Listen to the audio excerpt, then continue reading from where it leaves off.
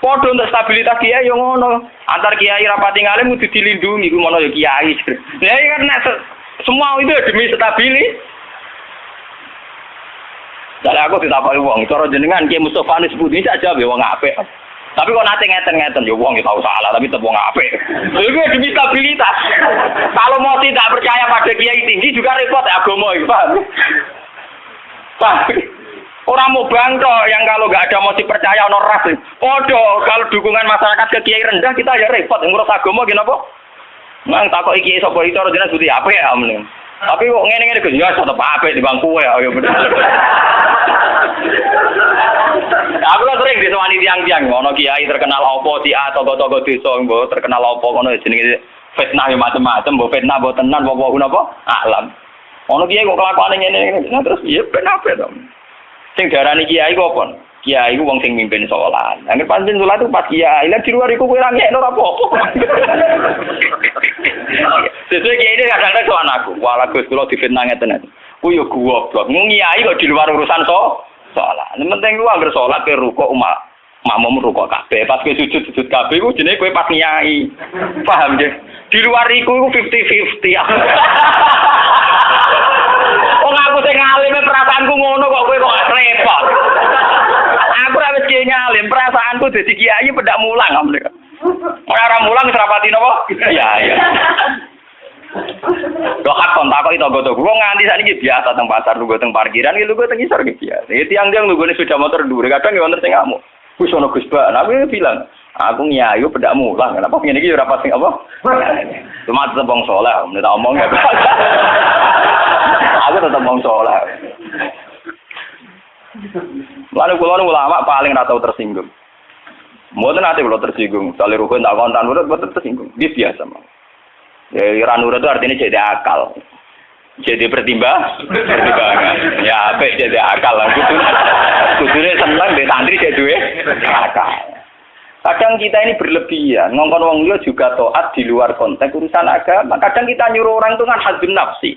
Misalnya aku jadi kiai di rumah mewah, tentu kepengen ono pot sing indah, ono bunga sing indah. Ngongkon santri wajib nurut, itu kan aku nafsu. Saat aku kepengen di bunga yang indah, di taman indah kan nafsu. Kenapa instruksinya pakai lembaga kekiainan? Paham ya? Oh, itu kan kriminal, apa? Paham ya? Kecuali misalnya Ruhin ngaji ngantuk, anggap kriminal bener dalam konteks agama kok itu kriminal. Paham ya?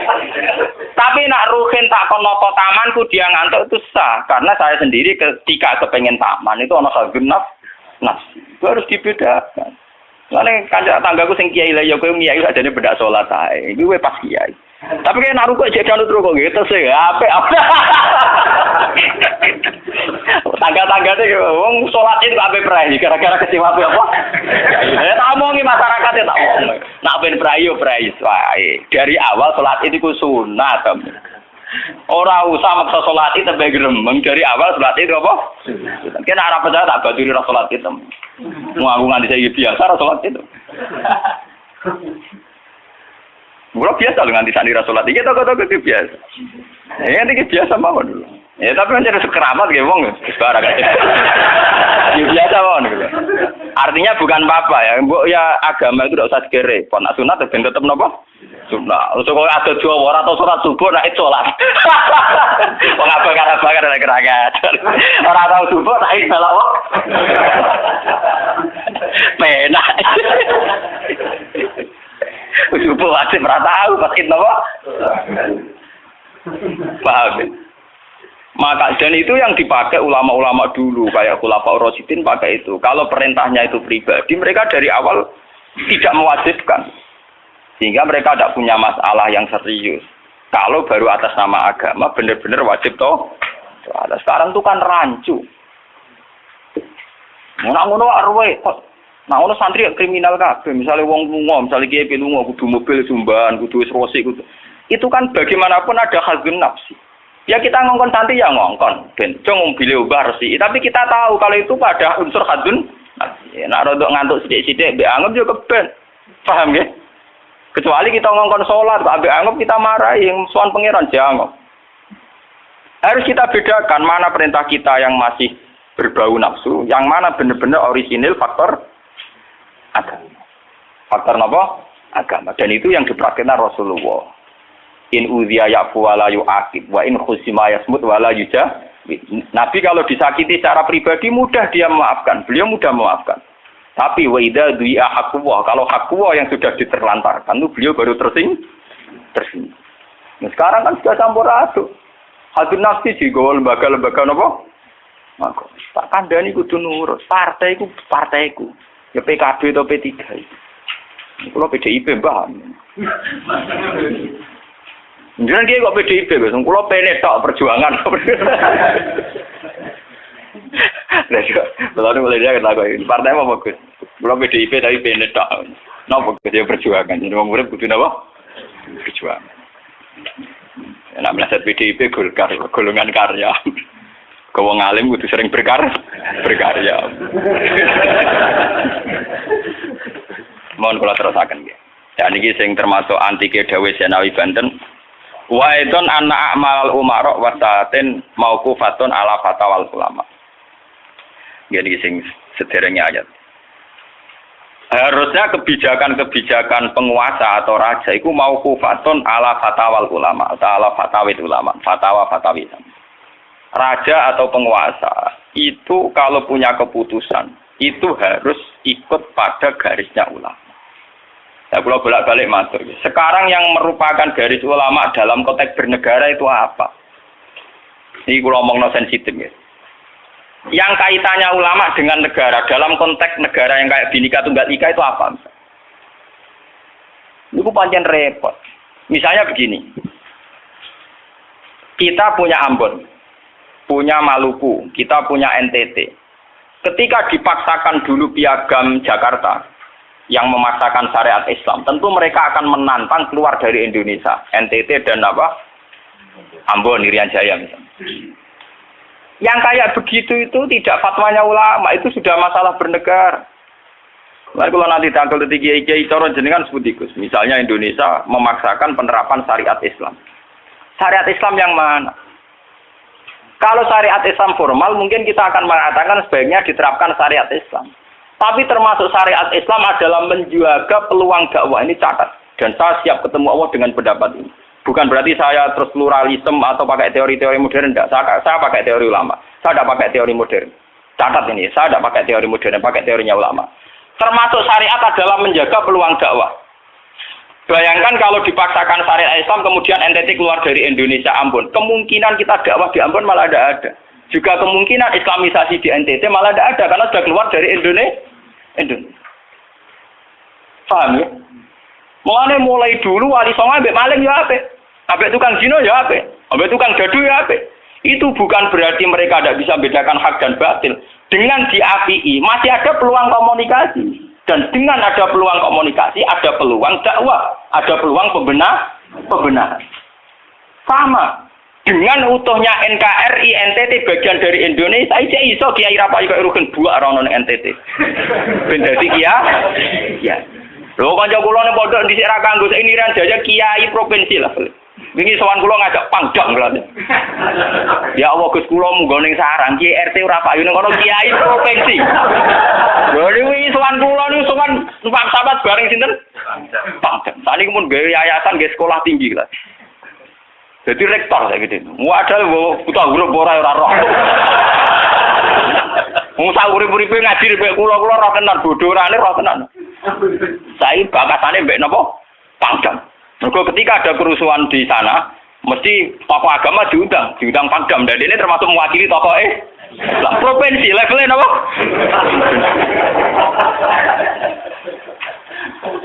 Artinya logika sehat kita, kalau kita memaksakan syariat Islam formal malah NTT lepas, itu kan berarti tidak ada kesempatan dakwah. Toh dengan tidak lepas, toh kita bukan berarti tidak ingin dakwah, kan tetap ingin apa? Mane bojo ngecewakno lae aja pegat. Nak ra mbok pegat ana kesempatan dandani, nek kena wong ra iso.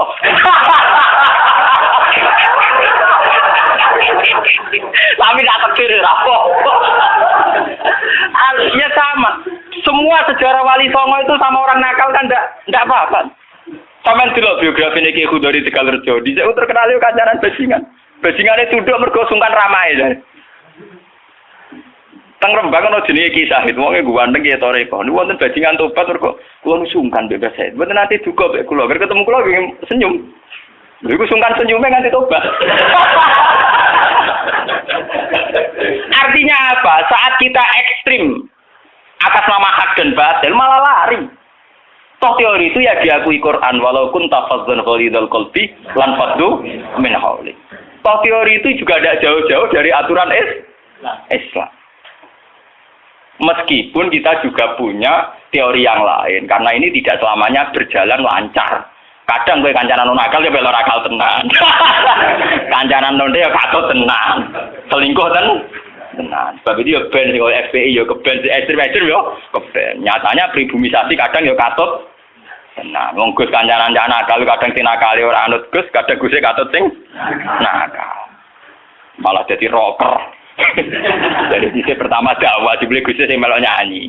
Ora kok sing grup band malah wiridan malah. Artinya kan metode apapun kan enggak semuanya jalan lancar, tapi kita atas nama manhaj, metode, kita seluas mungkin punya wacana nggih, terus kita punya banyak pilihan. Ini disebut ikhtilaful a'immah tetap nomor rahmah. Makanya yang kamu maksud dengan syariat Islam itu apa? Kalau sering bilang yaitu misalnya ditetapkan undang-undang gini. Setiap syariat Islam, kenapa kita ngemis ke negara? Nunggu diundangkan. Kapan kita mandiri sebagai ulama kalau setiap syariat Islam nunggu diundang? Sebelum diundangkan negara, kita sama ulama selalu dakwah ilallah. Misalnya sebelum ada badan narkoba, sauri-uripe kiai mesti anti narkoba. Sebelum ada undang-undang misalnya tentang perkawinan, sauri-uripe kiai nak kawin mesti goleki wali. Nah ana tanggane kawin digoleki syahid, digoleki napa? Wali. Kenapa setiap syariat Islam kita ngemis ke negara? Dulu ketika bubaran Ahmadiyah juga kita ngemis ke negara. Tanpa itu pun kita sebagai ulama tetap anti napa? Ahmadiyah. Lah nek saiki misalnya tokoh Ahmadiyah kalau yang menarik di bangku kowe, lah saiki kowe lomonti mbek kiai kono. Kowe kali-kali nyalahno awake dhewe barang. Ngono kalah lomo ngono ae. Bagaimana mungkin kita dakwah nak kiai sunni medhit, kiai non sunni loh. Ketika wong lari ning aliran dari aliran apa ses? Engko kan nanti hisab pangeran niku mlayu perkara kowe medhit ora perkara apa-apa, ora lara. Paham nggih? Ini masalah. Makanya kalau baleni malih nggih. Syariat Islam itu komplit, termasuk aturan hak dan batil tapi juga aturan dakwah. Makanya kalau terima kasih sama ulama-ulama sekarang itu sekarang ada rumus, ada fiqhul ahkam. Fikih yang menentukan hukum ini haram, ini halal, ini mubah, ini khilafil aula. Tapi juga ada fiqhud dakwah. Di mana dalam sebuah proses diperlukan satu toleransi. Jenis apa fiqhud dakwah. Dan itu penting kita kaji. Karena dalam sejarah Makkiyah juga begitu, dalam sejarah apa Makkiyah. Ketika periode Mekah, zina itu tidak pernah halal. Kamu catat, zina itu tidak pernah halal. Maling juga tidak pernah halal. Tapi ada periode 13 tahun di mana Nabi tidak sering ngomong haramnya zina, juga tidak ada hukuman bagi pezina. Artinya apa? Tidak mendesak untuk membicarakan urusan zina, urusan maling. Karena yang mendesak saat itu urusan tauhid. Misalnya kamu dakwah di NTT. Tentu yang penting umat diajak ke logika bahwa tauhid itu lebih benar ketimbang trinitas. Ya hanya begitu saja. Kamu tidak mungkin langsung masuk ke urusan zina, maling, gento dan sebagainya. At-tadrid fi sunnah, proses dalam sunnah. Itu juga penting. Ini tahapan-tahapan dalam proses dakwah. Lah fatwa ulama itu termasuk fatwa yang begini-begini ini. Makanya dalam semua sejarah wali ini catat, mesti ana ulama formal, ana ulama sing ora formal. Dhisik ana ulama sing pro syariat kayak Sunan Kudus. Woi, selawase ra cocok bisa nang Kali Joko. Kok Kali Joko pokoke wong Islam wis bener, mulane penggemar wong Yogyakarta. Termasuk ora usah salat dari salate Mbak Kali. Atine wis salat. Wala kan boyo lali salat 3 Klaten Jogja mbok kono. Sunan Kudus kafir cara dene. Selawase ra cocok. Ya tapi bagaimanapun, bagaimana mendakwai orang Islam kawasan Jogja, Klaten, Solo, golongane tingkir, kalau tidak model Kali Joko. Nyatane ya tetep saiki Islam pirang-pirang, sing salat ya wis akeh. Paham ya? Itu dulu masalah betul. Sunan Kudus kiai fikih. Bahkan ulo untuk cerita nggih dari lisan ke lisan dari para kiai. Sunan Kalijaga selawase tukaran terus mbek Sunan Ainul Yakin. Ke sisi tok ape gawe dakwah nganggo macan tengul. Napa jenenge wayang napa? Tengul. Wayang tengul lak bentuke fisik wong koyo patung. Haram. Kuman suwara sorotan udziba kok ngekek nyawa barang jero iki kuno kan ngene. Akhirnya tukaran. Kalijaga sadar iku metode efektif.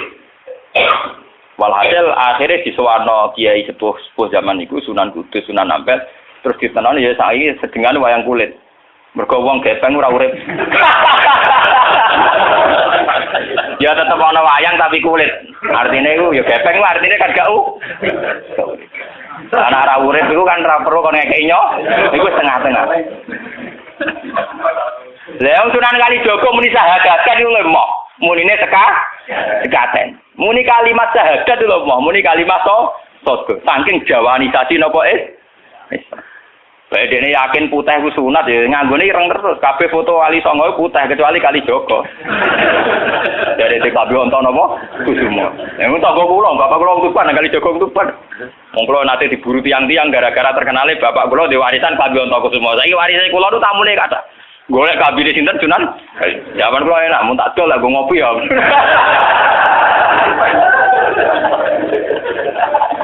Mau Gus barang apik iki mau didol go ngopi. Sing duwe aku terserah kula kan. Oh ngenyawang tenan wong alim jujur bakat ono Kusuma. Payah tenan. Mulai dulu Abu Yazid Al-Bustami juga begitu. Mesti ada ulama yang di kampung-kampung. Sama tak ceritani ya, biar ulama syariat tidak terlalu ekstrim. Zaman Sayyidina Umar jadi khalifah. Khalifah resmi yang ditunjuk para sahabat. Dan saat itu belum banyak konflik. Yes, belum banyak apa. Itu Sayyidina Umar mendapat amanah dari Rasulullah Shallallahu Alaihi Wasallam. Umar, saya punya umat. Dia adalah orang terbaik di zamannya. Saya punya umat, dia adalah orang terbaik di zamannya. Namanya Uwais Al-Qarni. Kalau kamu ketemu dia, salamku untuknya. Dan kamu harus minta doa supaya husnul khotimah. Terus dari Umar, pakai Fabi. Pulang ngertosi sepundi. Dia udah penyakit baros. Fa'adhabahu wa ilamu di'adirham. Walhasil nenggone katifil aisar ada bekas penyakit baros tinggal sak napa? Sak koin nggih, cara saniki napa? Sak koin. Ini kalau cerita. Dia punya ibu sendiri hidup di kampung Angon Wedhus. Walhasil Umar tiap ana tamu ya diblodori. Paham ya anggar sing raine mirip-mirip ngono iki. Nah ora kutil kan maksudnya iku. Ora mau diadir. Mboten iki kula cerita nggih, ben sampean ngerti. Walhasil akhirnya suatu saat iku rombongane Uwais Al-Qarni dari Qurun Al-Qarni. Niku sowan Sayyidina Umar. Ketika ketemu sesuai sifat itu Sayyidina Umar nangis juga dulu. Uwais Al-Qarni mboten purun. Walhasil akhirnya yang memerintahkan ini Rasulullah. Uwais Al-Qarni purun nangis terus ditunjuk. Lalu sing antik apa? Sayyidina Umar tanya, "Ya Uwais, saya ingin waktu supaya kamu mau ketemu saya." "Ndak ya Umar, ini harus pertemuan terakhir. Ini harus pertemuan apa? Terakhir." Walhasil semenjak itu tidak ketemu lagi sama Umar.